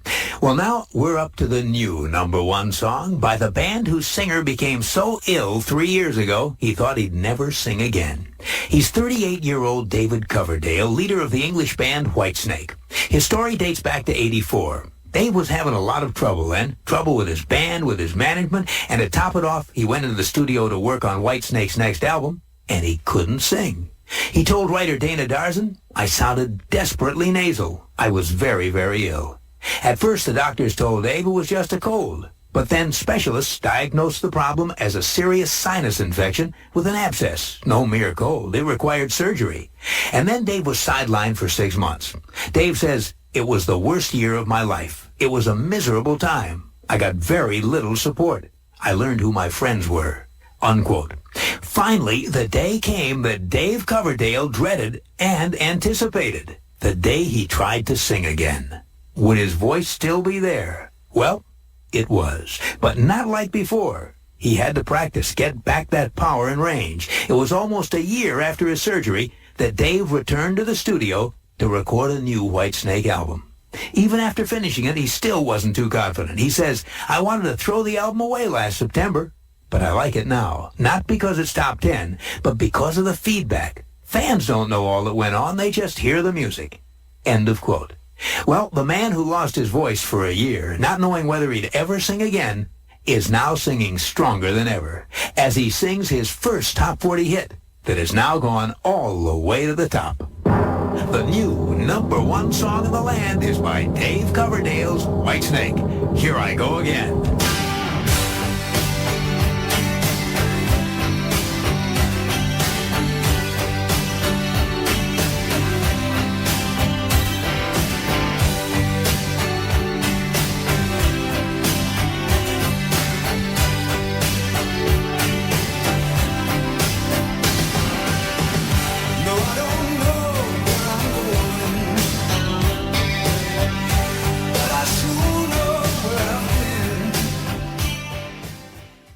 And I gotta hold on to the rest of my days. Yeah, yeah, we could go on. That was a different mix than I'm used to. Is that like the original album mix? No, that's the only one I've heard.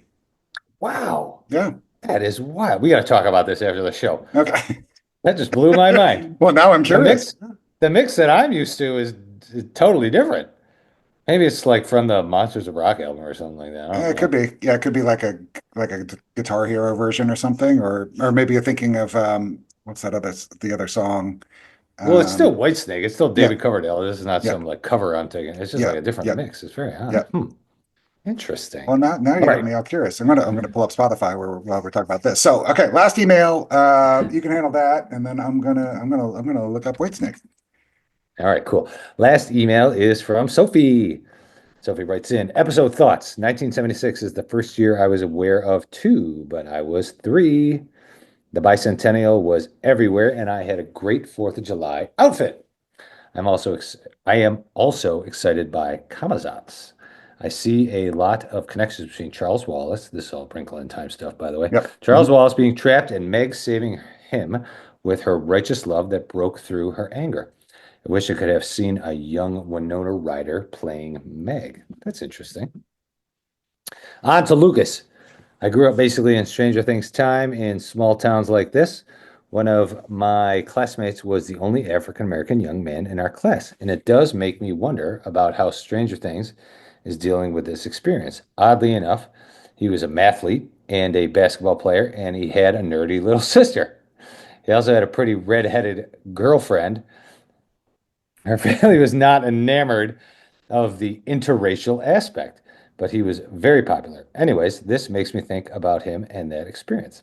And with Stranger Things watching my life, looking back, and I think he might be the MVP for the Creel House clip you played.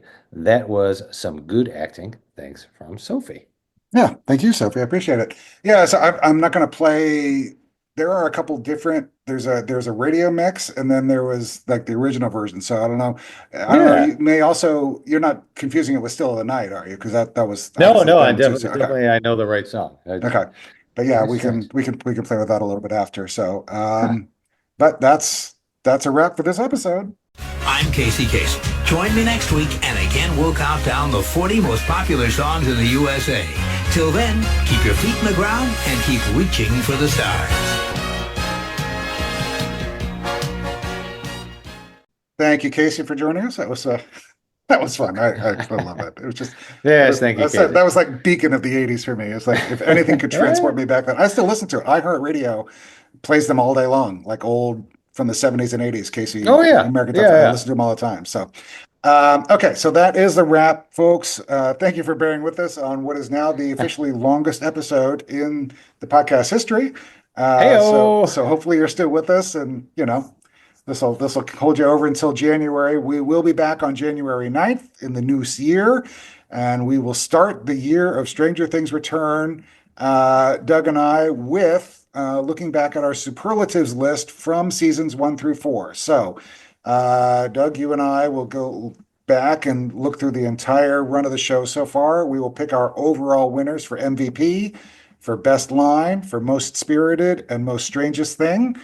If you guys need a refresher or some hints or help, I, being me, have cataloged all of my picks for those through every episode that we did so far, dating back to the very first episode. So all of my MVPs, all of my best lines, all of my strangest things, and all of my most spirited or best 80s things. So I will I'll post that. I think I can probably throw that up in the Discord. I'll definitely put it up on Facebook and Twitter, so you guys can see that. If anybody wants me to just email it to them, just send me a quick email, and I will I'll do that for you if you can't get it through any of the socials. Just to remind you guys, so you don't have to go back and watch the whole show and worry about forgetting something or whatever. So we will do that on January 9th. So get your emails to us by Sunday, January 5th, and happy holidays and happy New Year to everybody, and we will catch you on the flip side.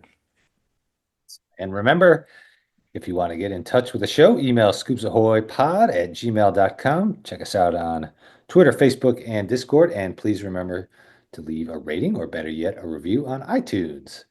Thank you for listening, and I hope you tune in next time. And happy holidays and happy New Year. Thanks, guys. Bye.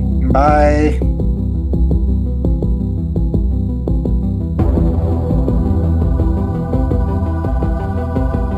Stranger Things audio clips and official score are the property of Netflix. Incidental music by Blue Mount Score from Pixabay.